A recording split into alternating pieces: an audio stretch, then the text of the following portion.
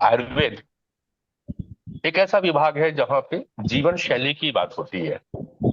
वर्तमान जो समय है, हर चीज, चाहे वो हो, चाहे होम्योपैथिक हो, चाहे वो आयुर्वेद का हो, जब हम उनके पास जाते हैं तो यही कह रहे हैं कि आपको अपनी लाइफ स्टाइल को बदलनी होगी। ये सारी बीमारियां कहीं ना कहीं लाइफ स्टाइल से रिलेटेड है। और वैदिक विज्ञान और आयुर्वेद ये कहता है कि आपके अंदर में बीमारियां तब आती है जब आपके वात पित्त और कफ में संतुलन बिगड़ जाया करता है। और संतुलन बनाना बहुत जरूरी है। अब हमको अपनी प्रकृति का तो कुछ पता है नहीं कि वात पित्त हम कौन से नेचर के हैं, वात के हैं, पित्त के हैं या कफ के हैं। तो आप पॉजिटिव हेल्थ जोन पे आके पता लगा सकते हैं कि आप वात के हैं, पित्त के हैं या कफ के हैं। और इससे अपनी प्रकृति को सुधारते हुए अपने खान पान को सुधार सकते हैं। लेकिन क्या आपको पता है कि जिस तरह आपकी अपनी प्रकृति है, इसी तरह इस नेचर की, एनवायरनमेंट की भी प्रकृति होती है। भारत एक ऐसा देश है ना जहाँ पे तीन मुख्य ऋतुएं पाई जाती हैं: गर्मी है, बरसात है और ठंड के मौसम है। और मोटे तौर पे कहा जाए इन तीन ऋतुओं के हिसाब से तीन प्रकार के वातावरण के भी दोष है। वात भी है, पित्त भी और कफ है। कहते हैं कि जो गर्मी का मौसम होता है पतझड़ के बाद शुरू होता है और मध्य बरसात तक होता है, ये वात का नेचर रहता है। लेकिन बरसात से लेकर के लगभग अक्टूबर के माह हम आए तो ये पित्त का कारक मौसम हो जाता है, जहाँ पे पित्त की प्रबलता रहती है। और उसके बाद में जो ठंड का मौसम होता है लगभग बसंत तक जाया करता है, ये कफ प्रवृत्ति का होता है। ये बातें तो पुरानी हुई है, अभी की नहीं है। क्योंकि अभी का जो समय है ना, जिस तरह से हमने अपनी लाइफ स्टाइल को बदला, फास्ट फूड के चक्कर में अपना वात पित्त और कफ बिगाड़ा है, उसी तरह हमने अपने वातावरण को भी बिगाड़ दिया है। उसका भी वात पित्त और कफ का जो संतुलन था ना, वो भी बिगड़ने लगा है। तभी तो ग्लोबल वार्मिंग की बात होने लगी है। बेमौसम बरसात हो जाती है, कहीं ग्लेशियर टूटने लगते हैं, कभी गर्मी तेज हो जाती है। ये सब वात पित्त और कफ का असंतुलन है। अब व्यक्तियों में बड़ी परेशानी ये है कि किसको सुधारे, अपना वात पित्त कफ का बैलेंस करें या अपने प्रकृति के वात पित्त का कफ का बैलेंस करें। अब आप बोलोगे यार पांडे जी आज ये क्या बात करने लगे, नेचर नेचर। आज हमारे बीच में ना एक विशेष शख्सियत है, मोनिका बागरेचा जी, जो लोगों को लगातार बताने का प्रयास कर रहे हैं कि अपने वात पित्त कफ को बैलेंस करने के लिए, या यूं कहो कि अपने वात पित्त और कफ का संतुलन बनाने के लिए अति आवश्यक है अपने वातावरण के वात पित्त और कफ के बैलेंस को बनाने के लिए। कैसे? मोनिका जी से सुनेंगे, समझेंगे, जो लगातार बात कर रही हैं, लगातार काम कर रही हैं रायपुर छत्तीसगढ़ में इको फ्रेंडली लाइफ स्टाइल के ऊपर में। क्या है इको फ्रेंडली लाइफ स्टाइल, क्यों जरूरी है, क्या संबंध है वातावरण के पित्त और कफ से और एक मनुष्य के वात पित्त और कफ से। मोनिका जी से समझेंगे आज, और आज का यही मुख्य विषय भी है। तो जुड़े रहेंगे हमारे साथ में। प्रोग्राम पॉजिटिव हेल्थ जोन के फेसबुक पे भी लाइव प्रसारित हो रहा है। इसका वीडियो 2 दिन बाद आपको हमारे यूट्यूब चैनल लाइव कैंपस पे भी मिल जाएगा। फिलहाल आप सभी जुड़े हुए लोगों का अभिनंदन है, क्योंकि आप कम से कम अपने स्वास्थ्य के बारे में सोच तो रही है। तो मोनिका जी आपका बहुत बहुत स्वागत करता हूं, अभिनंदन करता हूं आज हमारे। और मैं आपसे निवेदन करूंगा कि प्रकृति के संतुलन और मनुष्य के स्वास्थ्य के ओर जो आपकी पहल है इको फ्रेंडली की, उस पर थोड़ा सा प्रकाश डालेंगे मोनिका जी। धन्यवाद नरेंद्र सर। नमस्कार आप सभी को। मैं मोनिका बागरेचा आज पॉजिटिव हेल्थ जोन की तरफ से आप सभी के समक्ष कुछ अपने विचार कि वाई इको फ्रेंडली लाइफस्टाइल। देखिए साहब, हम सभी ये कह सकते हैं कि इस दशक के नायक हैं, क्योंकि हम सब ने कोरोना काल को झेला है, जो मुझे नहीं लगता कि आगे आने वाली जनरेशन में 100 साल में ऐसा कुछ होगा। तो जब कोरोना काल की बात चल रही थी तो सब लोगों ने एक ही बात पे प्रेशर दिया कि अपनी इम्यूनिटी को सुधारो, कोरोना आपका कुछ नहीं बिगाड़ पाएगा। तो साहब, जब आप अपनी इम्यूनिटी पे काम कर रहे हैं तो उस धरती माँ की इम्यूनिटी का क्या?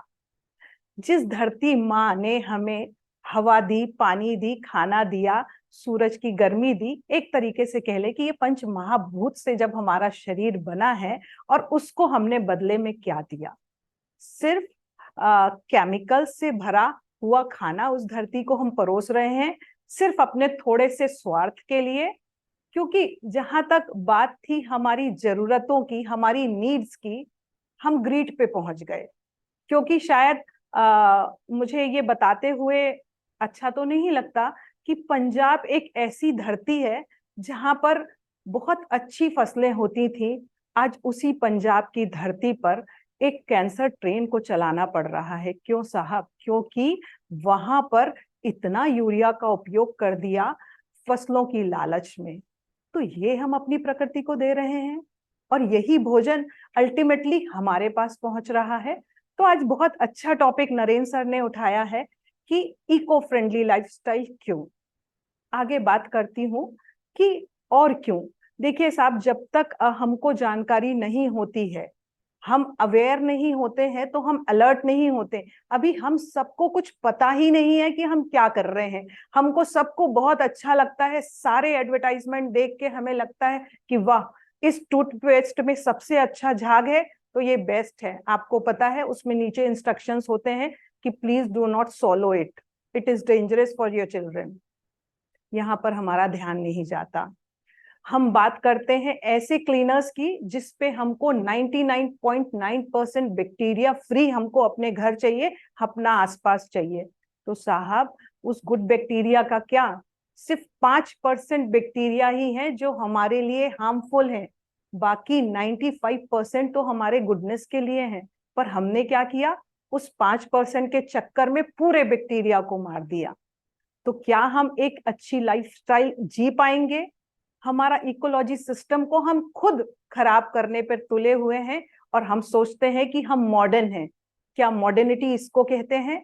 क्या हम कभी सेल्फिश हुए हैं अपने बच्चों के लिए कि हम क्या देके जा रहे हैं? हाँ, सेल्फिश जरूर हुए हैं हम कि हम बहुत सारी धन दौलत अपने बच्चों के लिए छोड़ के जाएंगे, पर एक हैप्पी लाइफ, एक हेल्दी वातावरण क्या छोड़ पाएंगे इस तरीके से जीने पे? तो आज हम उसी पे बात करेंगे। देखिए, बात तो बहुत सारी होती है कि ये नहीं करना है और वो नहीं करना है। आज मैं धीरे धीरे आपको बताऊंगी कि क्या करना है, उस पे हम ज्यादा फोकस करेंगे। तो सबसे पहले तो मैं एक चीज आपको बता दूं कि हम जब तक अवेयर नहीं होंगे तो अलर्ट नहीं होंगे। एक छोटा सा एग्जाम्पल देती हूँ कि मान लीजिए हम कहीं पर कार को ड्राइव कर रहे हैं, और जब हम हाईवेज पे जाते हैं तो साइन बोर्ड्स बहुत सारे होते हैं कि आगे पे रोड नैरो है या स्पीड ब्रेकर है।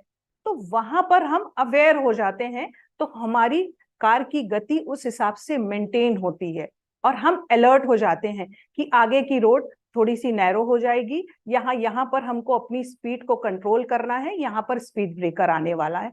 तो ठीक ऐसे ही जब तक हमारे बीच में अवेयरनेस नहीं आएगी, हम अलर्ट नहीं हो पाएंगे। और हम इतना सारा केमिकल अपने डे टू डे लाइफ में यूज कर रहे हैं कि हमको भी नहीं पता कि उसके साइड इफेक्ट्स क्या हैं, हमको नहीं पता उसका इफेक्ट हमारे एनवायरनमेंट पे क्या हो रहा है। बस चूंकि हम कंफर्ट जोन में जीना चाहते हैं, तो हमें जो चीज अच्छी लग रही है और प्रेजेंटेबल है, उस पे हम अट्रैक्ट हो रहे हैं। तो जब हम बात करते हैं कि एनवायरनमेंट में हमको क्या देना है, साहब एक समय था जब हम गांव में रहते थे, बहुत अच्छी लाइफस्टाइल, और आज भी शायद गांव वालों की वही लाइफस्टाइल होती होगी कि हमने एक दातून, नीम की दातून ली, वहीं पे ब्रश किया, वो दातून वहीं पे छोड़ दी, और वो डिकम्पोज होके नेचर के साथ में मर्ज हो गई। आज आपको बता दूं, आप एक्सपेरिमेंट कर सकते हैं कि आप रोज अपना ब्रश करें और उसके बाद किसी पेड़ के पास में उसको थूक दें, मुश्किल से मुश्किल 20 से 25 दिन में उस पेड़ का अस्तित्व धीरे धीरे समाप्त होने लगेगा। ये है हमारी केमिकल वाली लाइफस्टाइल, जिसको हम सोचते हैं जो सबसे अच्छा झाग तो सबसे अच्छी सफेदी हमारे दांतों की। इसी तरीके से ऐसी बहुत सारी चीजें हैं। एक छोटी सी चीज, मैंने एक सेमिनार अटेंड कर रही थी, वहां पर ये सुना था कि जब हम एक बार में कोई भी टॉयलेट क्लीनर को यूज करते हैं, मैं यहाँ पर नाम नहीं लेना चाहती हूँ, एक बार के यूज से हमारी टॉयलेट तो हमको चमचमाती मिल जाती है, पर हम 10,000 लीटर पानी को कंटेमिनेट कर रहे हैं। किसी को इस बात का ख्याल ही नहीं आता। हमें ये लगता है कि हमारा घर चमचमाता रहे और बाहर नेचर में क्या हो रहा है हमें उससे मतलब नहीं है। पर बिना उसके काम कैसे चलेगा साहब? वही नेचर तो हमें खाना दे रहा है, हवा दे रहा है, पानी दे रहा है। अल्टीमेटली ये पानी कहाँ जाएगा? जमीन में ही तो जाएगा ना, नदियों में ही मिलेगा। और ये इसको हम कंज्यूम करेंगे। बस ये है कि सरकार ने बहुत सारे फिल्ट्रेशन प्लांट लगा दिए हैं, तो उसमें भी हमारे रिसोर्सेज यूज होंगे और फिल्टर होके वो पानी हमारे पास आएगा। एक समय था हम कहीं का भी पानी पी लेते थे, हम बीमार नहीं होते थे, क्योंकि पानी इतना कंटेमिनेटेड नहीं था। और इसको करने वाले कोई और नहीं, हम ही हैं। आगे बात करती हूँ कि हमारे घर से निकलने वाले केमिकल्स, फैक्ट्रियों की बात यहाँ मैं नहीं कर रही हूँ। साबुन के रूप में, शैम्पू के रूप में, पेस्ट के रूप में, क्लीनर्स के रूप में इतने भयावह परिणाम हमारे लिए आगे आ रहे हैं। आप सबको पता है कि अभी शिमला का क्या हाल है, कुल्लू का क्या हाल है, और सारे ग्लेशियर्स का क्या हाल है। आपको आंखों देखी जो अभी हमारे एक पहचान के शिमला में थे, उनके आंखों के सामने से एक थोड़ी सी बड़ी बस, जिसको बहुत सारे लोगों ने बोला कि आगे मत बढ़ो, पर सिर्फ इस लालच में कि मौसम साफ है और हम आगे निकल जाएंगे तो यहाँ फंसेंगे नहीं, वो बस उनकी आंखों के सामने जमीन पे धंस गई। आप सोच लीजिए, 25 से 27 लोग उस बस में थे और उनके अस्तित्व का अता पता नहीं। तो ये सब हम नेचर को दे रहे हैं। और नेचर जब एक एक्सट्रीम तक सहने की क्षमता किसी में भी हो, नेचर हो या इंसान हो, एक एक्सट्रीम तक सहने की क्षमता के बाद में वो अपने आप को साबित कर ही देता है। और हम कितनी भी तरक्की कर ले, नेचर के आगे हम नहीं हैं, इस बात को हम मान लें। तो यहाँ मैं छोटी छोटी टिप्स दे सकती हूँ आप लोगों को कि किस तरीके से हम अपने घर के सामान से ही अपने नेचुरल क्लीनर्स बना सकते हैं, अपने नेचुरल माउथ वॉश बना सकते हैं, नेचुरल पेस्ट बना सकते हैं या मंजन बना सकते हैं। बस थोड़ी सी मेहनत की जरूरत है। सामान सारा हमारे एनवायरनमेंट में, हमारी प्रकृति ने हमारे आसपास ही रखा है। अब आप पूछेंगे कि ये सब कैसे होगा, तो मैं एक छोटा सा आपको एग्जाम्पल दे सकती हूँ। मान लो आपको अपने घर में अपना खुद का टूथ पाउडर बनाना है, तो आप क्या करेंगे? हर घर में एक हल्दी होती है, हर घर में पेपरमेंट नहीं होगा तो ले सकते हैं। कुछ मीठी नीम की पत्तियां आती ही रहती हैं हमारे सामान में। कड़वी नीम हम मंगा सकते हैं, या आसपास में बहुत आसानी से मिल जाती है। और कुछ थोड़ा सा सेंधा नमक, थोड़ा सा जीरा, ये सबको आप हल्का सा रोस्ट कर लें और मिक्सर में पीस लें, उसको छान लें। छानने के बाद में एज अ माउथ फ्रेशनर उसमें थोड़ा सा पिपरमेंट मिला लें।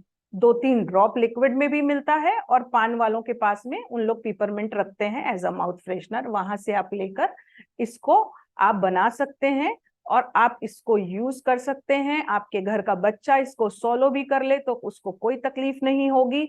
आप इसको कहीं पर भी आप इसको बाहर कर सकते हैं, आपके आसपास के पेड़ों को भी इससे कोई तकलीफ नहीं होगी। वो डिकम्पोज होके हमारे नेचर के साथ में मर्ज कर जाएगा। इसी तरीके से ऐसे बहुत सारे एग्जाम्पल्स मैं दे सकती हूँ कि जहां पर हम छोटे छोटे प्रयास करने से अपने नेचर को इको फ्रेंडली बना सकते हैं।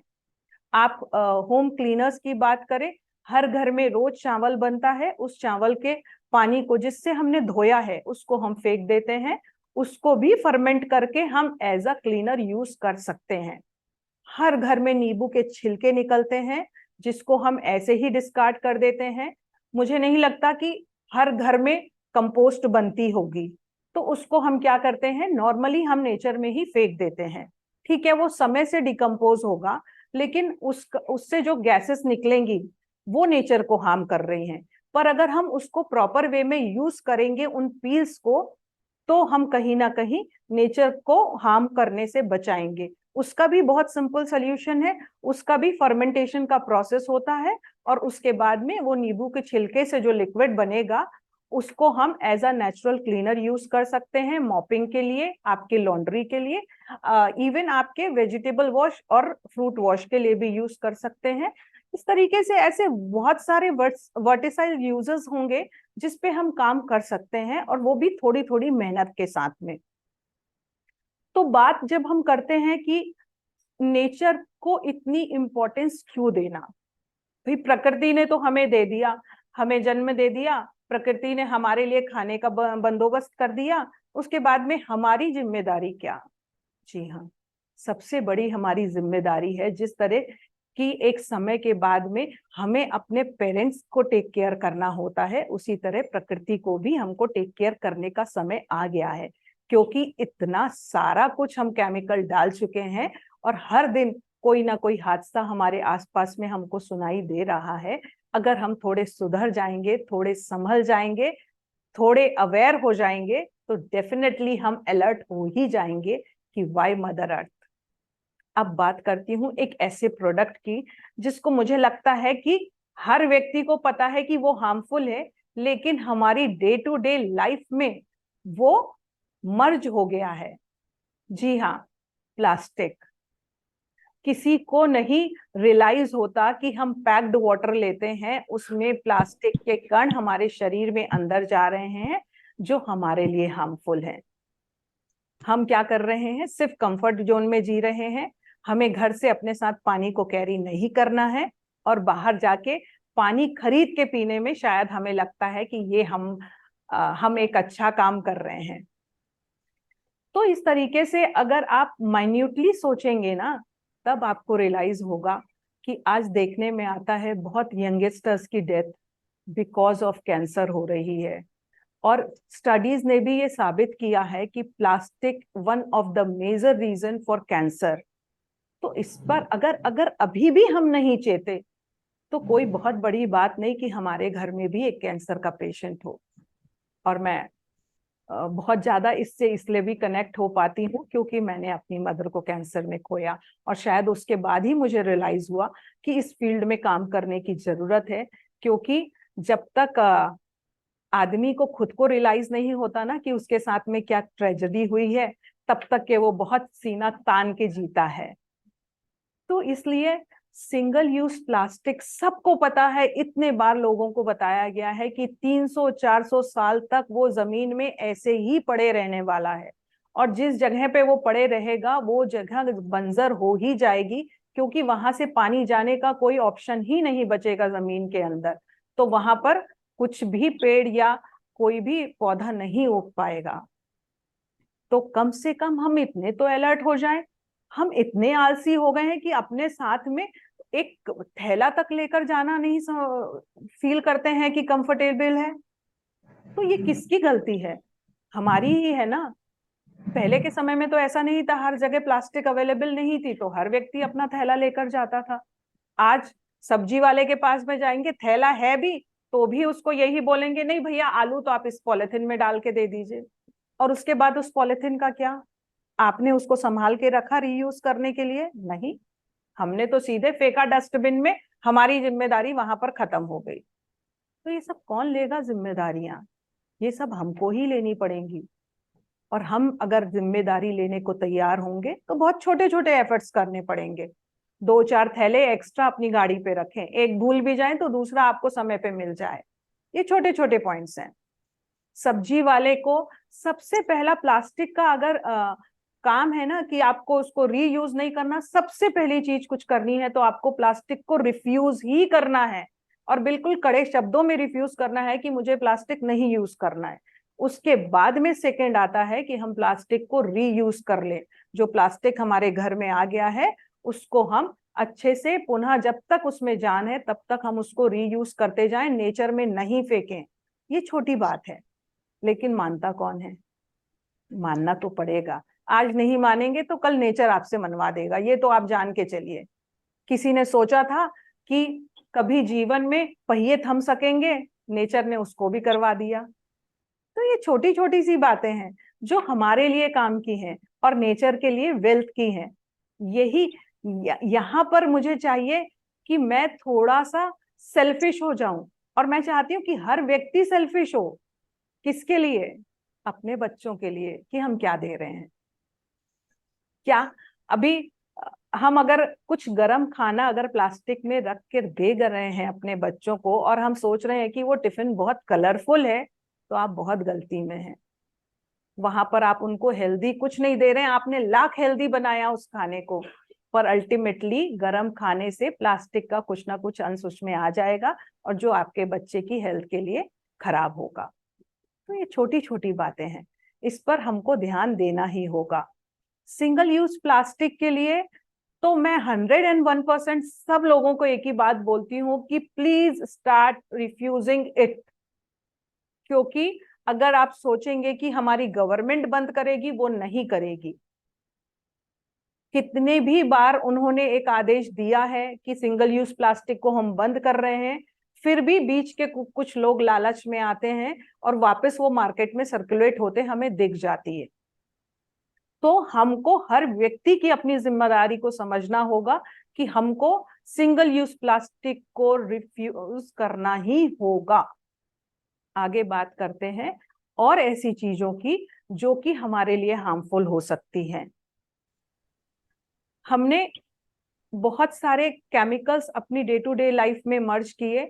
भलाई बात करें हम क्लीनर्स के रूप में, तो आपको लगता है कि ये क्लीनर्स आपके कपड़ों को तो बहुत अच्छा चमकदार बना रहे हैं, पर नेचर को क्या कर रहे हैं? आप कभी डाल के देखिएगा कुछ ऐसा स्ट्रॉन्ग अमोनिया या ये सब धरती में, तुरंत वहां पर बुलबुले उठेंगे, और जितने जीव उस धरती में जो हमारी इकोलॉजी सिस्टम को मेंटेन कर रहे हैं, वो वहीं पे मर जाएंगे।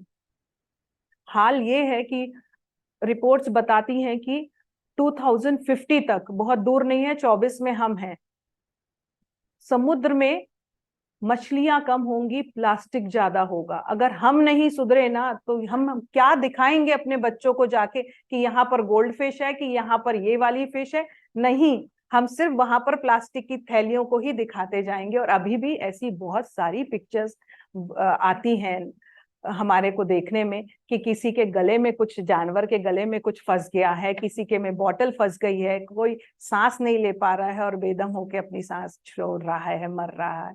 तो ये छोटी छोटी बातों को तो ध्यान रखना पड़ेगा ना। और जब हम अपने इकोसिस्टम को मेंटेन करेंगे, तभी तो हम हेल्दी रह पाएंगे। क्योंकि आखिर इको फ्रेंडली लाइफस्टाइल किसके लिए? हमारे लिए, हमारी हेल्थ के लिए। ये नहीं है कि हमने नेचर को कुछ भी दिया और नेचर बदले में हमको एक हेल्दी लाइफस्टाइल देगा। बिल्कुल नहीं देगा। जैसा खाओगे अन्न, वैसा होगा मन, और जैसा पियोगे पानी, वैसी होगी वाणी। ये हमारे पूर्वजों ने कहा था, और आज हमें दिख रहा है, लोगों में अग्रेशन दिख रहा है। हर थोड़ी सी बात अगर पूरी नहीं हुई तो कोई बच्चा सुसाइड कर लेता है। ये सब कहाँ से आ रहा है?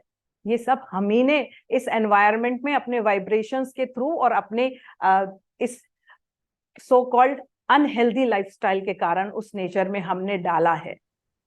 और आज भुगतान किसको करना पड़ रहा है? हमको ही करना पड़ रहा है। तो बात करती हूं अभी बीच में वापस से कि ऐसा हम क्या करें जिससे हम नेचर को हार्म करने से बचा लें। तो नेचुरल क्लीनर्स की जगह पे अगर हम, रीठा आता ही है, आज भी मार्केट में हमें मिलता है। और हमारी नानी दादी की बात करें तो उन लोगों ने तो अपने वुलन्स को, अपने सिर को रीठा आंवला शिकाकाई से धोया है। एक नेचुरल सोपोनेंट है जो नेचर ने हमें दिया है। तो उसको बहुत आपको मेहनत नहीं करनी है। आज भी वो पंसारी की या पुरानी जो ओल्ड शॉप्स हैं वहां पर मिल जाता है। एक पतले कपड़े या पतला सॉक्स होता है, उसमें आप उसके 5-6 पॉट्स को डाल दें और वॉशिंग मशीन में उसके साथ में अपने कपड़े डाल दें, आपका कपड़ा साफ निकलेगा। दूसरा बेनिफिट आपको ये होगा, उससे आपको किसी भी प्रकार की एलर्जी नहीं होगी, जो नॉर्मली आजकल देखने में आता है कि बच्चों को, बड़ों को, पेशेंट को शरीर में रेडनेस आ जाती है, एलर्जी हो जाती है किसी प्रकार के हार्मफुल केमिकल से। तो ऐसे छोटे छोटे टिप्स को हम फॉलो कर सकते हैं। हम अपने कैसे करके हम केमिकल्स को थोड़ा कम कर सकते हैं। 100% केमिकल फ्री तो हम, मुझे नहीं लगता है कि आज की डेट में कोई शहर में रहकर हो पाएगा। हाँ, गांव की बात अलग है जहां पर हम रह सकते हैं आज भी केमिकल फ्री। तो परंतु हम अपना कंजम्पशन कम कर सकते हैं उससे। कैसे कर सकते हैं? जैसे मान लीजिए सबसे ज्यादा केमिकल्स अगर हमारे यहाँ लॉन्ड्री में यूज होते हैं, तो उसको आप अपने कपड़ों को एक आध घंटे के लिए नींबू के पानी में भिगा दें। सबको पता है कि नींबू एक नेचुरल क्लीनर का काम करता है। उसके बाद में सिर्फ और सिर्फ 1/4 साबुन यूज कर लें उसमें, तो आपने 3/4 साबुन तो नेचर में जाने से बचाया। इकोनॉमिकली ठीक है, बेनिफिशियल तो है ही कि वो हमारे पैसे भी बचा रहा है, लेकिन यहाँ पर हम पैसों की बात नहीं कर रहे हैं, यहाँ पर हम ये बात कर रहे हैं कि आप अपनी कंफर्ट जोन से बाहर निकलकर इस काम को कर ले। दूसरी बात आती है कि हमारे पास में सब और ज्यादा केमिकल्स यूज करते हैं हमारे यूटेंसिल्स को क्लीन करने में। अब उस पे हम क्या कर सकते हैं? तो यूटेंसिल्स को क्लीन करने के लिए आप एक काम कर सकते हैं कि यूटेंसिल्स को अगर कहीं पर शहर में अगर राख कहीं पे ऐशवुड अवेलेबल है तो हम उससे साफ कर सकते हैं। नहीं तो बेसन भी बहुत अच्छे से क्लीनिंग करता है, नींबू बेसन का जोड़ कर ले, थोड़ा सा रीठा का पाउडर उसमें मिला ले, उस पे भी काम हो जाएगा। और एकदम नॉमिनल अगर आपको लगे कि अभी भी बर्तन चिकने हैं, ग्रीसीनेस उसमें मेंटेन्ड है, तो थोड़ा सा आप अपना नॉर्मल डिटर्जेंट मिला लें। इस तरीके से आप यहाँ पर भी डिटर्जेंट्स को धरती माँ में जाने से बचा सकेंगे, पानी को आप शुद्ध रखेंगे। छोटे छोटे टिप्स होते हैं। आप बात करेंगे हम मॉपिंग की, हम बहुत सारा, जितना अच्छा फिनाइल का एडवर्टाइजमेंट टीवी वाले दिखाते हैं और जो घर वाले खुश होते हैं, ये तो काबिले तारीफ है। तो क्या आपको लगता है कि अगर हम 99.9% बैक्टीरिया फ्री चाह रहे हैं अपनी जमीन को, तो हम बाहर का क्या हाल कर रहे हैं? जो गुड बैक्टीरिया है, जो हमारे अच्छे के लिए है, जो बेचारा मेहनत कर रहा है, उन 5% बैक्टीरिया को मारने की उसको भी मार देंगे तो क्या होगा? एक छोटा सा एग्जाम्पल आप लोग थोड़ा फील करिए कि एक रूम है जहां पर 5 लोग खराब बैठे हैं और 95 लोग अच्छे हैं। अब कोई बाहर से आए और एक बम ब्लास्ट कर दे तो क्या हाल होगा हमारा? जो 95 अच्छे थे वो भी तो मर गए ना उन 5% के कारण। यही हाल हम नेचर का कर रहे हैं। उन 5% के पीछे हम अच्छे 95 को भी मारने की तुले हुए हैं, कोशिश नहीं कर रहे हैं, मार ही रहे हैं। तो यहाँ पर हमको क्या करना है? हमको करना है एक नेचुरल क्लीनर्स इतने सशक्त हों कि 95% जो हमारे गुड बैक्टीरिया हैं, जो हमारे इकोलॉजी सिस्टम को मेंटेन कर रहे हैं, उनको हम स्ट्रॉन्ग कर दें। तो 5 को तो खत्म करने की ताकत हमारे पास खुद ही आ जाएगी। इसी को तो हम इम्यूनिटी सिस्टम बोलते हैं। किसको बोलते हैं? इम्यूनिटी सिस्टम तो यही हुआ ना कि कोई खराब वायरस अगर हमारे शरीर में आ रहा है तो हमारे शरीर के गुड वायरसेस उनसे फाइट करके उनको वहीं पे खत्म कर दें। यही नेचर का काम है, यही नेचर के साथ में करना है। तो अगर इकोलॉजी सिस्टम ठीक होगा तो हमें छोटे मोटे वायरस से डरने की जरूरत है ही नहीं। कोरोना के समय तो सबको पता है कि हर व्यक्ति ने कहा इम्यूनिटी को स्ट्रांग करो। उससे अच्छा एग्जाम्पल और क्या हो सकता है? इसी तरीके से जब तो मॉपिंग की बात मैं कर रही थी, तो मॉपिंग में अपन क्या कर सकते हैं कि वो इको फ्रेंडली हो और हमारा सरफेस भी क्लीन हो। अगेन एक चीज तो ये है कि उसका मैं लाइव डेमो किसी दूसरे वीडियो में आप लोगों को मीटिंग में जरूर बताऊंगी कि कैसे बनाना है। पर अभी मैं आपको बता दूं कि अगर आपके पास में कुछ भी नहीं है तो एक नींबू का रस निचोड़ लें और थोड़ा सा बेकिंग पाउडर डाल दें या नॉर्मल खाने का सोडा जो होता है उससे आप क्लीनिंग करें। बाहर से आपको कोई भी सामान खरीदने की जरूरत नहीं है। अब आप कहेंगे साहब इतनी बड़ी बड़ी कंपनियां तो हमारे ही बल पे चल रही, उनका क्या है? भैया उनने तो मारने के लिए ही काम करना शुरू किया है। हमें तो अपने नेचर को बचाना है ना। हमें अपनी आने वाली जनरेशन के लिए कुछ अच्छा करना है ना। वेल्थ के साथ में हेल्थ देना बहुत जरूरी है। अगर हेल्दी होंगे बच्चे तो वेल्दी खुद ब खुद हो जाएंगे। बहुत सिंपल लॉजिक है। तो यहाँ पर मैं चाहूंगी कि आप लोग के कुछ अगर क्वेश्चंस हों तो आप पूछ सकते हैं। जो ऑडियंस हमें देख रहे हैं वो भी पूछ सकते हैं कि कैसे हम काम करें ताकि हमारे आसपास का वातावरण फ्रेंडली रहे और हम लोग भी एक हेल्दी लाइफस्टाइल को जिए। थैंक यू मोनिका जी, आपने एक बहुत अच्छी बात करी कि वेल्दी रहने से अच्छा है हेल्दी रहेगा, अगर हेल्थ अच्छा रहेगा तो वेल्थ अपने आप आ जाएगा। नहीं तो कितना भी वेल्थ आ जाए, अगर हेल्थ अच्छा नहीं तो सारा वेल्थ चला भी जाएगा। तो दुनिया में हमारा अगर वैदिक विज्ञान को लेते हैं, अपने धर्मशास्त्रों को मानते हैं, तो कहा गया कि सबसे बड़ी पूंजी कुछ है तो वह स्वास्थ्य ही है। कुछ विषय आपने बहुत अच्छी रखा कि हम किस तरह से अनजाने में, या यूं कहा जाए कि मीडिया को देखते हुए, विज्ञापनों के भ्रम जाल में पड़ते हुए अपने ही पैर में कुल्हाड़ी मार रहे हैं। मैं अपने पैर में कुल्हाड़ी क्यों मार रहे हैं? हम शायद उसी डाल पे बैठ करके डाल को काटते चले जा रहे हैं, और बहुत अच्छी एग्जैक्टली। छोटी छोटी बातें हैं कि किस तरह से हम अगर छोटा छोटा बदलाव करें तो अपनी प्रगति के साथ में सामंजस्य बनाया जा सकता है। बहुत सारे लोग यहाँ पे जुड़े हुए हैं। मैं चाहूंगा कि एक अच्छा महत्वपूर्ण विषय चल रहा है और इस बारे में सबके कुछ ना कुछ जानकारियां होंगी, तो थोड़ा सा पार्टिसिपेट कर ले। आ, काफी लोग जुड़े हैं। निर्मला साहू जी हैं, गीता जयपाल, सुनीता जी, रानू जी ने सराहना भेजी है, बहुत अच्छा कि टॉपिक बहुत अच्छा है। रानू जी अगर माइक को अनम्यूट कर ले तो और अच्छा लगेगा। आ, आप अभी बीच में सोमवार को छोड़ के बाकी किसी दिन भी जा सकते हैं।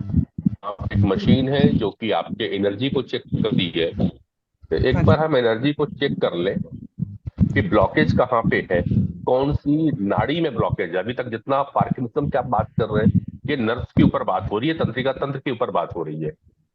हम वैदिक विज्ञान के थ्रू चलते हैं, आयुर्वेदा के थ्रू चलते हैं, वेदों के थ्रू चलते हैं। तो एक बार हम देखना चाहेंगे कि कौन सी नाड़ी पे कहाँ पे ब्लॉकेज है।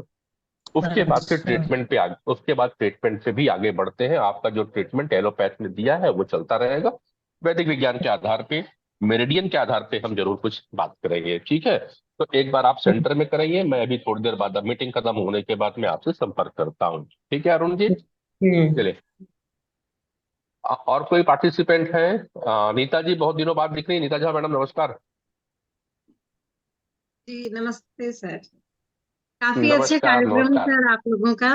और मैं थोड़ी व्यस्तता की वजह से जुड़ नहीं पाई थी, और शायद हम्म। ये कार्यक्रम भी काफी दिन बाद हो रहा है आप लोगों का इंटरव्यू। हाँ, ये आज यूं कहूं कि तीसरा एपिसोड होगा। अब इसको मैं नीताजी कंटिन्यू लेकर के आने का एक प्रयास कर रहा हूँ, और आप लोग का सहयोग मिल जाएगा तो हम इसको कंटिन्यूटी पे ले आएंगे। जी कि बिल्कुल सर। एक चर्चा होते रहना चाहिए, क्योंकि एक कड़ी है। और स्वास्थ्य की बातें लोग जानते जरूर है, लेकिन जी अमल में लाने के लिए ना एक ग्रुप की आवश्यकता पड़ती है। जी तो बिल्कुल। इसीलिए आप मैंने कहा कि सावन सावन बीतने के आप बाद चालू आदेश करूंगा जब करिए भादों सर। का आप है। आदेश करिए, सब अच्छे से कार्यक्रम होते रहेंगे। अरे नहीं, ऐसा ऐसा ऐसा मत कहे कि मैं आदेश करूं। मैं सबसे निवेदन करूंगा, आदेश करने की क्षमता मुझ पे नहीं रहती है। नहीं। इतना जरूर है कि हम चाहते हैं कि सबके सब बैठ करके किसी न किसी विषय पे बात करते रहें। तीज जी त्योहार का आपका देश है, विषय और बहुत अच्छा है। जी हमारे यहाँ पे तीज और त्योहार अकेले नहीं, साथ में मनाए जाते हैं। उसके पीछे ही रहा है हेल्थ की फिलॉसफी। जब पांच जी छह महिलाएं बैठ करके जब पूजा करती है ना, तो उसकी वाइब्रेशन ज्यादा ज्यादा तेजी से निकलती है और एक अलग से फिलॉसफी आती है। तो मैंने भी सोचा कि चलो रक्षाबंधन के बाद इस तरह का प्रोग्राम चालू किया जाए, जो एक साथ बैठ करके बात की जाए। एक चर्चा की आवश्यकता है, एक सत्संग की आवश्यकता है। तो ये सत्संग का पार्ट है जो हम आपस में बैठ करके बातें करेंगे, और शायद बातों से भी हमारा बातचीत कब बैलेंस होने लगे और एक बिल्कुल। सकारात्मक एनर्जी हमारे अंदर में फ्लो होने लगे।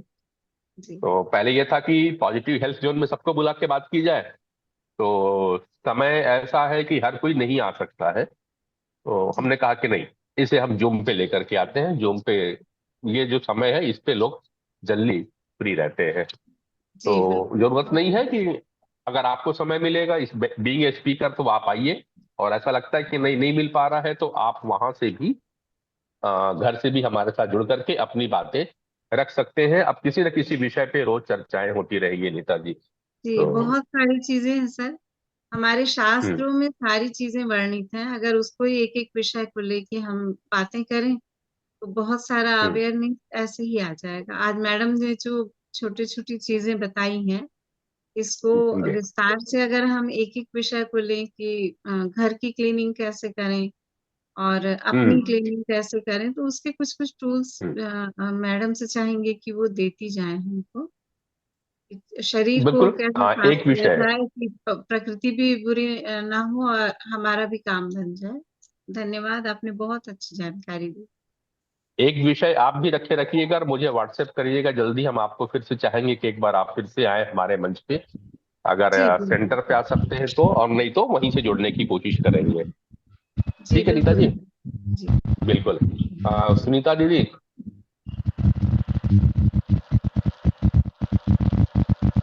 मैं किसी और के भी कमेंट्स चाहूंगा यदि आप लोग कुछ कमेंट्स करना चाहते हैं। तब तक एक सवाल भी आ चुका है नीता जी का, मोनिका जी आपके पास में, कि जाते जाते कम से कम एक टिप्स देते जाइए। पहला टिप्स घर की क्लीनिंग के लिए। सही है नीता जी? जी, थैंक यू जी नीता सर। जी। सबसे पहले अब घर की क्लीनिंग की मैं बात करती हूँ। तो हर घर में मंदिर होता है और वहां पर हम कुछ ना कुछ फूल भगवान को समर्पित करते हैं, पूजन की सामग्री को समर्पित करते हैं। मेरा एक बहुत करवत निवेदन होगा कि उस सबको, जितने भी फूल निकल रहे हैं, उस सबको आप एक छोटी सी मटकी रख ले और उसमें उसको कंपोस्ट करते या जाएं, या फिर उसको जब धूप बहुत अच्छी होती है तो उनको सुखा ले, और सुखाकर बहुत छोटा सा, फिर मैं अगले उसमें आपको प्रैक्टिकली जरूर बताऊंगी कि उससे हम धूप कैसे बना सकते हैं और वापस उसको रीयूज कैसे कर सकते हैं। क्योंकि हमारी एक बहुत पुरानी धारणा है कि ठंडा कर दो, ठंडा कर दो मतलब बहती नदी में तो ठंडा होता नहीं है, अब तो आसपास में तालाब ही होते हैं। और तालाब में जब हम अपने घर का पूजन सामग्री को डालते हैं, बहुत सारे ऐसे लोग होते हैं, क्योंकि हम लोग तालाब की सफाई भी करते हैं, पॉलिथीन सहित ही उसमें सामान डाल देते हैं। तो सबसे पहले तो तालाब में आपको कोई भी सामान डालना नहीं है। उसके पीछे बेसिक रीजन ये है कि तालाब का पानी स्थिर रहता है, और जब आप कुछ भी सामान उसमें डाल रहे हैं, वहां पर एक वो लुद्दी क्रिएट कर देता है कंपोस्ट होने के समय पे, और उसके कारण नीचे ऑक्सीजन प्रॉपरली जा नहीं पाती है। तो इस पे थोड़ा सा ध्यान रखें और अपने मंदिर से अपनी शुरुआत करें, और वहां से निकलने वाले फूलों को या तो डिकम्पोज कर दें या सुखा कर रख लें, और उसकी धूप बनाकर रीयूज कैसे करेंगे इसको हम अगले एपिसोड में जरूर बताएंगे। तो यहाँ पर मुझे लगता है मुझे कंक्लूड कर देना चाहिए, नरेंद्र सर। बिल्कुल। हाँ मोनिका जी, और बहुत अच्छी बात कर दी कि तालाब का पानी जो होता है वो स्थिर होता है। उसको विचलित करने की कोशिश ना करें, अपनी भावनाएं वहां पे न डालें, नहीं तो तालाब फिर से गाना गाना चालू कर देगा, ठहरे हुए पानी पे कंकड़ न मार सांवरे। तो हम, नदी नदी भी आजकल बहती नहीं है, नदी भी कई जगहों पर स्थिर हो चुकी है। तो जो आपने कहा बहुत अच्छा निवेदन, कि हम घर के जो फूल हैं उन्हें पानी पे, तालाब के पानी पे प्रवाहित ना करें, नदी पे ना डालें। क्योंकि मैं महादेव घाट के पास में रहता हूँ, देखता हूँ कि किनारे पे बहुत सारे केवल पन्नियां ही पन्नियां पड़ी रहती हैं, और उन पन्नियों पे कई बार लोग फूल के साथ साथ में जो अगरबत्ती के या हमारे हवन की सामग्रियां रहती हैं, राखों को, उसको भी डाल दिया करते हैं। इससे आने वाले समय में परेशानियां नदी किनारे तो हो ही रही हैं, मछलियों को भी प्रॉब्लम हो रही है, साथ में कई जानवर भटकते हैं। और खासकर की गौ माताएं जब जाती है उसको खाती हैं, तो पेट में भी उनके काफी तकलीफें आनी शुरू हो चुकी है। तो जी मैं सर। अगले विषय के साथ मैं, हाँ नीता जी। जी सर। अ, सबके घर में जब पूजा होती है, जितनी बड़ी पूजा उतना ज्यादा वेस्ट निकलता है। तो जी। सरकार से एक निवेदन ये भी किया जा सकता है कि जैसे बॉडी को हीट करके जलाने की एक व्यवस्था है, ऐसे ही जितने भी सारे कचरे होते हैं पूजा सामग्री के, उसको भी सरकार को ही बीड़ा उठाना पड़ेगा। क्योंकि हमने भी यहाँ पर देखा था, बहुत गंदगी मचाते हैं तालाब में, तीजा हो चाहे कुछ भी हो।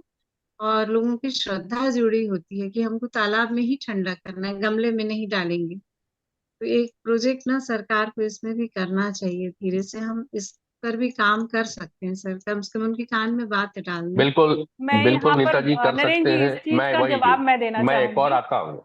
मैं एक बिल्कुल। चीज पहले कंप्लीट करता हूँ कि आपकी बातें सही है कि सरकार पहल करे, लेकिन कुछ पहल हम भी कर सकते हैं। मैं मोनिका जी की भी इस जी बात से सहमत हूँ कि हम लोग जो यहाँ बैठे हैं, हम एक पहल कर सकते हैं, हमें दुनिया की उतनी जरूरत नहीं है।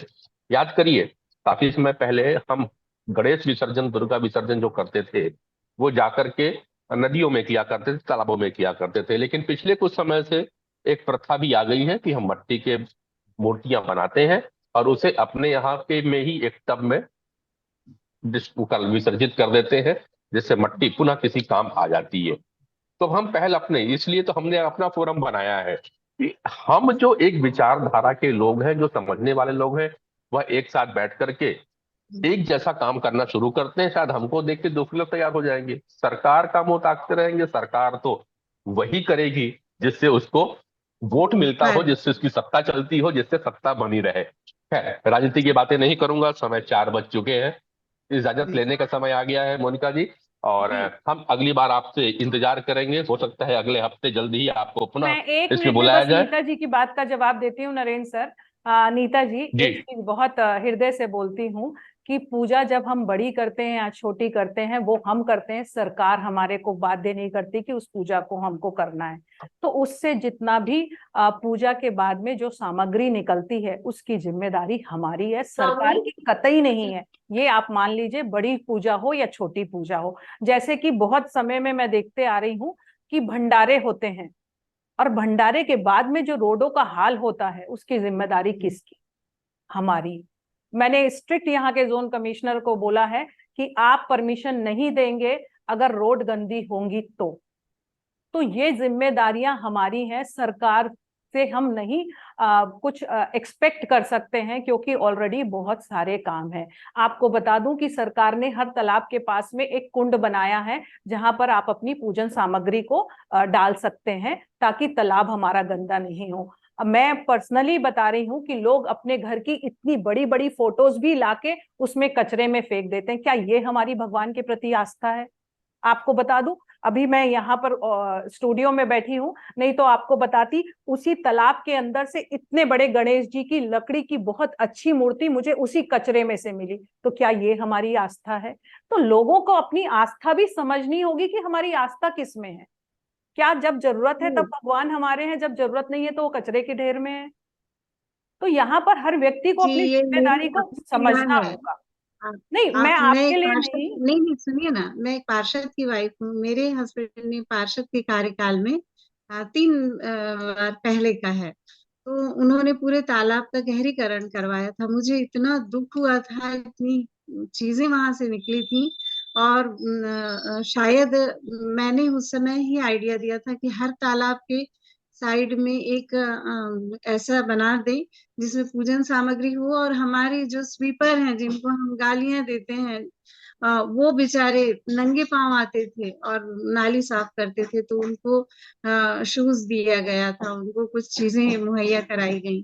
कांच उनके पैरों में लग जाता है। मैं तो देखी हूँ, मेरे आंसू निकल जाते थे। मेरे हस्बैंड पार्षद थे, बहुत काम किया उन्होंने इस बिल्कुल। क्षेत्र में। तो मैं जानती हूँ कि ये लोग सूखा कचरा गीला कचरा तक अलग नहीं करते हैं।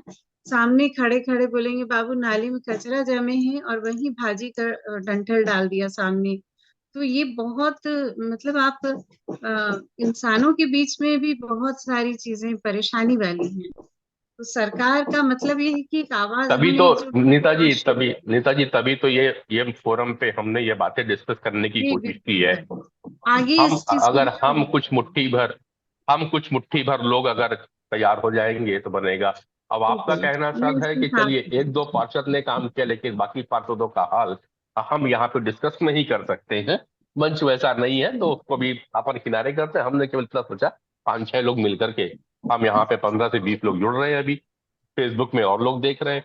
हो और सकता है कि इन निवेदन बातों है से सर कुछ कि लोग को और भी सारे मिले। लोग अगर वीडियो मैं ऑन कर देते हैं तो मैं लगता है चर्चा फेस को टू फेस बात हो रही है।